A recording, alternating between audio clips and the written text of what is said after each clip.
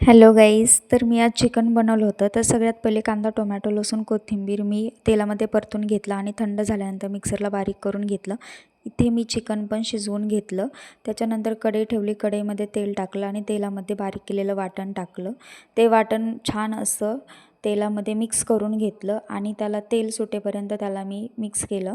त्याच्यानंतर मी त्याच्यामध्ये काळा मसाला, लाल तिखट, गरम मसाला, कांदा लसूण मसाला आणि सुहाना मटन मसाला ॲड केला आणि त्याच्यानंतर ते छान असं वाटण मी तेलामध्ये परतून घेतलं.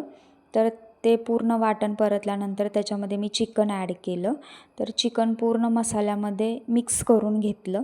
पूर्ण चिकन मसाल्यामध्ये मिक्स झाल्यानंतर 2 मिनिटांनी मी त्याच्यावरती कोथिंबीर टाकली आणि पूर्ण हे आपलं जे सुकं तयार झालं ते मी एका भांड्यामध्ये काढून घेतलं.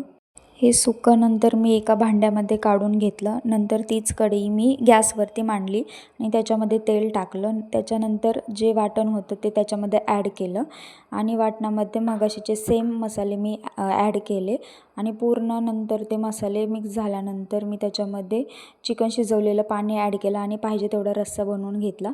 त्याच्यासोबतच मी बाजरीची भाकरी आणि चपाती बनवली होती. थँक्यू गाईस.